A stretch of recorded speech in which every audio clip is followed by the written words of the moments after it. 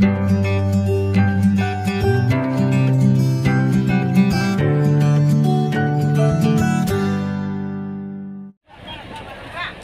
warahmatullahi wabarakatuh. Selamat siang menjelang sore sahabat Tias. Pada kesempatan ini hari Jumat pukul 14:51 waktu Madinah, kami semua jamaah akan melakukan city tour di kota Madinah, yang antara lain nanti kita akan mengunjungi beberapa tempat, di antaranya Masjid Quba, selanjutnya ke kebun kurma, dan nanti berakhir di Jabal Uhud sahabat Tias. Baik sahabat Tias, selamat mengikuti perjalanan kami berikut ini. Pertama-tama marilah kita panjatkan puja dan puji syukur kita atas kehadirat Allah Subhanahu wa taala yang telah memberikan nikmat taufik beserta hidayahnya sehingga kita dapat melakukan agenda city tour Madinah pada sore hari ini. Karena tanpa nikmat dari Allah kita tidak bisa melakukan hal semulia ini, pekerjaan semulia ini. Salawat serta salam semoga tetap tercurah limpahkan kepada junjungan Nabi kita Muhammad Sallallahu Alaihi Wasallam yang telah sukses dalam ekspansi besarnya menyebarkan agama Islam, agama yang diridhoi oleh Allah Subhanahu Wa Taala. Tanpa perjuangan dari beliau kita tidak mungkin merasakan nikmatnya Islam sebagaimana yang kita rasakan pada hari ini. Bapak Ibu yang dirahmati Allah Subhanahu wa taala, sore hari ini kita akan melakukan city tour. Hari ini kita melakukan city tour, di antaranya kita akan meliputi Masjid Quba, kebun kurma, Masjid Qiblatain, melewati Masjid Qiblatain, Masjid Khandaq, dan juga insya Allah nanti terakhir kita akan ke Gunung Uhud, gunungnya yang ada di sebelah kiri, yang di ujung sana. Namun sebelum perjalanan kita lebih beranjak lebih jauh, marilah kita membaca doa syafaat terlebih dahulu dengan harapan agar kita senantiasa tetap dalam lindungan Allah Subhanahu wa taala. Amin amin ya rabbal alamin. Ikuti bersama-sama. Bismillahirrahmanirrahim. Bismillahirrahmanirrahim. Allahu akbar. Allahu akbar. Allahu akbar. Allahu akbar. Allahu akbar. Allahu akbar. Allahumma Salli wa sallim ala sayyidina Muhammadin wa ala ali sayyidina Muhammadin. Subhanalladzi sakhkhara lana hadha wa ma kunna lahu muqrinin muqrinin wa inna ila rabbina lamunqalibun. Bismillahi majreha wa mursaha wa mursaha inna rabbi laghafurur rahim. Allahumma inna nas'aluka fi safarina hadha al-birra wat-taqwa wa minal amali ma tarda. Rabbana atina fid dunya hasanah wa fil akhirati hasanah wa qina adzabannar. Ala nabiyyillah wa ala kulli niyatin shalihah. Al-Fatihah. A'udzu billahi minasyaitonir rajim. Bismillahirrahmanirrahim. Alhamdulillahi rabbil alamin. Ar-Rahmanir Rahim. Maliki yaumiddin. نعبد وإياك نستعين. اهدنا الصراط المستقيم صراط الذين أنعمت عليهم غير المغضوب عليهم ولا الضالين.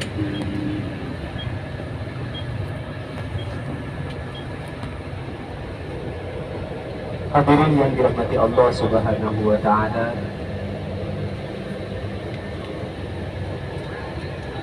dalam perjalanan ibadah kita kali ini ada banyak sekali rintangan dan halangan yang menghalangi kelancaran ibadah kita.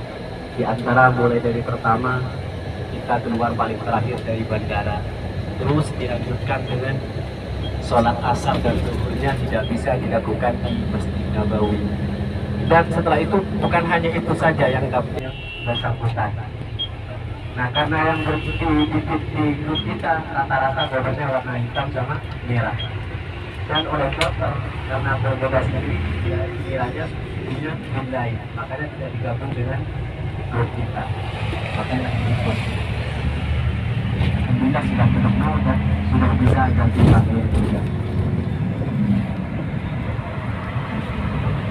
Bapak Ibu yang dirahmati Allah Subhanahu wa Ta'ala,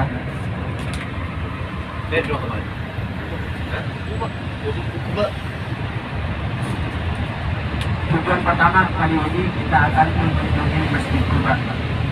Tahu akan Masjid Quba? Kemarin saya sedikit menjelaskan bahwa Masjid Quba ini merupakan masjid yang pertama kali dibangun oleh Rasulullah Shallallahu Alaihi Wasallam. Kapan? Di waktu beliau baru tiba ke kota Madinah, bukan beberapa hari berikutnya. Pertama kali Rasulullah dari Mekah bersama Abu Bakar menuju kota Madinah, terlebih dahulu berhenti atau singgah sebentar di perkampungan Quba. Waktu itu ada seorang warga Madinah yang bernama Kalthum bin Hadam. Di sanalah, di rumah beliau lah Rasulullah singgah terlebih dahulu, dan ketika singgah di sana, kemudian Rasulullah SAW keesokan harinya langsung membangun masjid yang diberi nama dengan Masjid Quba. Proses pembangunan Masjid Quba itu karena dulu bahan bangunannya hanya dari batu saja, bukan seperti yang nanti kita lihat. Kalau yang kita lihat nanti adalah mulai dari hari Selasa, Rabu, Kamis, dan Jumatnya langsung Rasulullah SAW melanjutkan perjalanan menuju Madinah yang ditempati saat ini sebagai Masjid Nabawi. Jadi sebelum membangun terlebih dahulu Rasulullah membangun Masjid Quba. Kemudian setelah membangun Masjid Quba, lanjutkan perjalanan menuju Masjid Nabawi karena untanya. Di atas untuk saya sini. Selama perjalanan dari Masjid Quba, dari kampung pertama mengatakan Rasulullah, sudikah kiranya engkau singgah di rumah kami? Sesungguhnya jika engkau tinggal di rumah kami akan hidup dengan aman dan nyaman. Namun Rasulullah tidak mengiyakan permintaan sahabat tersebut dengan mengatakan, sesungguhnya unta yang saya tunggangi unta yang baik hati dan penurut, dan di mana ia berkehendak akan berhenti, di mana ia berkehendak untuk berhenti, disitulah kami nanti akan singgah, kata Rasulullah. Dari kampung ke kampung, seperti itu jawaban Rasulullah saat diminta oleh sahabat atau oleh sahabat Ansor, oleh penduduk Madinah untuk singgah di rumahnya, untuk tinggal di rumahnya. Nah, ketika nyampe ke Madinah atau ke area Masjid Nabawi yang saat ini kita tiap hari kita melakukan sholat berjamaah, atau lebih tepatnya di dekat area Raudhah tersebut, kemudian unta yang ditunggangi oleh Rasulullah SAW berhenti di sana, di sebidang tanah milik dua orang anak yatim yang bernama Sahal dan Suhail. Nah, kemudian kedua tanah tersebut ditanyakan oleh Rasulullah, siapa yang mempunyai tanah di sini? Karena unta saya berhenti di sini, kata Rasulullah. Kemudian salah seorang menjawab, ini punya dua anak itu, ini kepunyaan dua anak yatim yang bernama Sahil dan Suhail, kata warga Madinah. Kemudian tanah tersebut diminta oleh Rasulullah kepada pemiliknya untuk dibangunkan sebuah masjid. Lalu terjadilah masjid tersebut sebagai Masjid Nabawi yang saat ini Bapak Ibu sekalian sering melakukan sholat berjamaah. Kembali ke Masjid Quba. Masjid Quba ini karena merupakan masjid ini merupakan masjid yang dibangun pertama kali oleh Rasulullah. Kemudian Masjid Quba ini mempunyai keistimewaan yang berbeda dengan masjid lainnya. Kalau kita sholat di masjid biasa sebagaimana masjid di Indonesia, kita hanya mendapatkan pahala, hitungan pahala. Jika sholat sendirian 1 pahala, jika sholat berjamaah mendapatkan 27 pahala. Kalau sholat di Masjid Nabawi kita mendapatkan 1000 pahala, Kalau sholat di Masjidil Aqsa kita mendapatkan 500, kalau sholat di Masjidil Haram kita mendapatkan 100.000 kali lipat.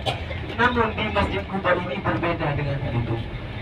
Walaupun tidak terhitung berapa jumlah pahalanya yang didapat ketika sholat di Masjid Quba, namun kita mendapatkan pahala sebagaimana pahalanya orang melaksanakan ibadah umroh. Jadi kita umrohnya masih besok, dan kita berada di sebelah kanan yang akan kita ibadah. Kita jalannya muter. Kita umrohnya besok malam, namun kita hari ini insya Allah kita sama-sama mendapatkan pahala sebagaimana pahala orang umroh. Dengan syarat apa? Dengan syarat kita sebelum keluar dari kamar, keluar dari tempat kita sudah dalam keadaan wudhu, dan nanti setibanya di Masjid Quba, walaupun sudah batal wudhunya, kita wudhu lagi di sana, kita melakukan sholat sunat 2 rakaat. Nah, itu jika hal itu kita lakukan pada hari ini, kita akan mendapatkan pahala sebagaimana pahalanya. Pahala apa? Umroh. Orang umroh.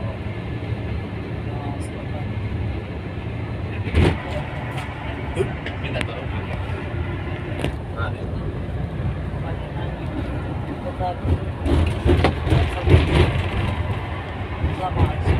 Masjid Quba yang berada di sebelah kiri kita, ini namanya Masjid Quba. Kalau dulu Masjid Quba tidak seperti ini, makanya dibangunnya secara singkat, hanya beberapa hari saja. Kalau ini yang sudah direnovasi, namun tidak mengurangi keistimewaan bahwa setiap yang melaksanakan sholat dengan syarat sebelum melakukan punya wudhu, walaupun sudah batal tidak masalah, wudhu lagi di sini, kemudian melakukan sholat sunat 2 rakaat di sini, maka akan mendapatkan pahala sebagaimana pahalanya orang umroh. Ini masjidnya di depan sebelah. Insya Allah kita akan juga sholat asar di tempat ini. Karena sekarang sudah mepet waktu asar, beberapa menit lagi sudah memasuki waktu asar. Dan mohon maaf, nanti setelah sholat langsung keluar dan langsung balik ke bis. Bisa dipahami? Karena perjalanan kita bukan hanya ke tempat ini, masih ada beberapa destinasi lagi. Kita harus ke Gunung Bromo. Kalau misalnya kita belum selesai, insya Allah kita akan menunggu sholat asar. Nanti setelah sholat asar kita langsung ke mana? Ini kon perkara. Naik bis dulu. Jangan langsung pulang ke rumah. Jangan jalan kaki. Ini 6 menit lagi kita sudah memasuki asar, langsung balik ke mana? Bis. Bis. Jangan langsung ke rumah. Balik ke bis. Kemudian kita lanjut jalan. Dan tas tinggal di bis juga boleh. Biarkan di bis, tidak perlu dibawa juga boleh. Biar tidak repot yang sudah mau dibeli. Hati-hati yang mau bawa tas ke turun, hati-hati. Jangan sampai tasnya taruh di depan. Di selempang taruh di depan, jangan sampai di samping. Karena khawatir di sini itu bukan sebagaimana Bunda Emma kemarin semalam menjelaskan, di sini bukan hanya ada Nabi Muhammad dan Abu Bakar saja. Di sini juga ada orang Yahudi. Di Saudi ini juga lahirnya seorang Abu Jahal, Abu Lahab. Ada juga. Bukan semuanya seperti Nabi Muhammad dan Abu Bakar dan semuanya. Tidak semuanya baik. Di sini juga ada orang penjahat. Sering terjadi kalau bahwa di sini sering ada pencopetan. Bukan saya menuduh bahwa penduduk sini ini mencuri atau copet, tidak. Tapi kadang ada pendatang yang iseng punya jemaah, khususnya orang Indonesia, karena orangnya itu adem ayem, tidak bisa melawan. Makanya hati-hati sendiri, usahakan tetap berada di depannya. Jangan ditinggal, kalau misalnya nanti mau wudhu, jangan dibiarkan di luar, bawa aja ke dalam. Dan jangan lupa tetap dipakai, tetap diselempangkan rambutnya agar tidak ketinggalan tasnya yang mau bawa. Tapi saya sarankan biarkan saja di bis.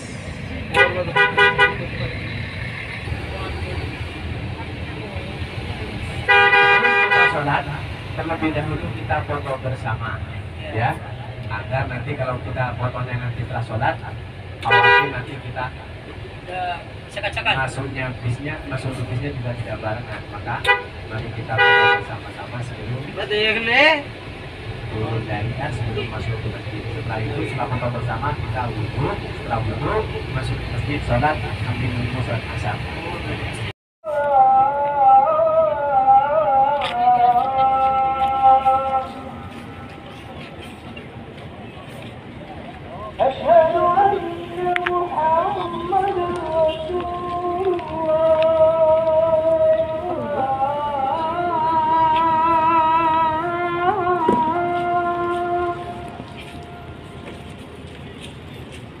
أشهد أن محمدا رسول الله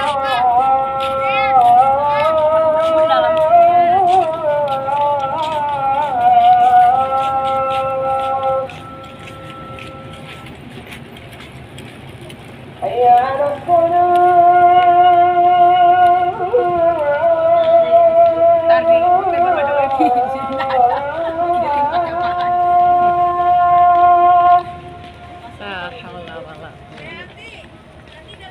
حي على الصلاة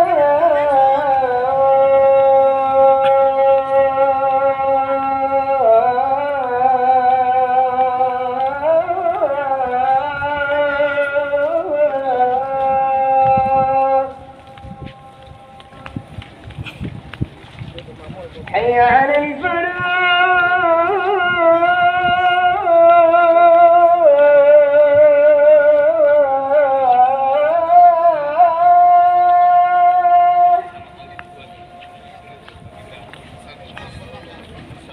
حي على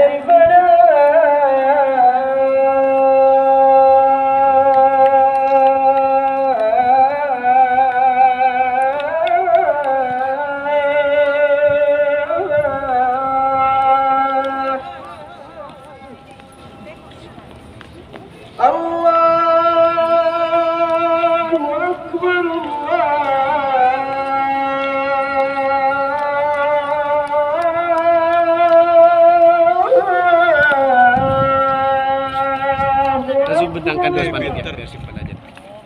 Bentangkan.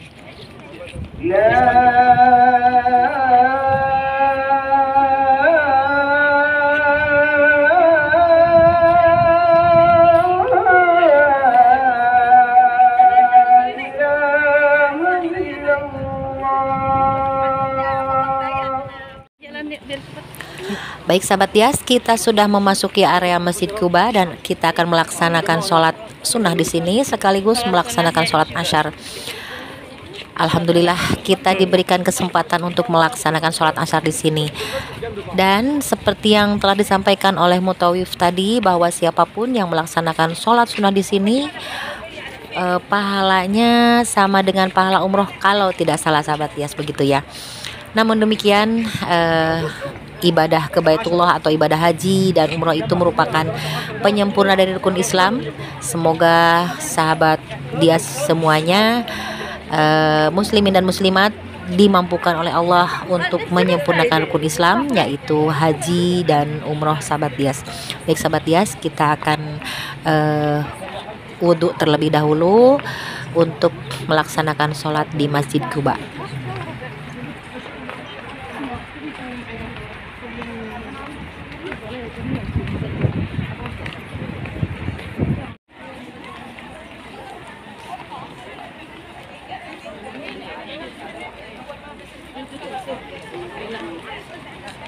Yang satunya lagi.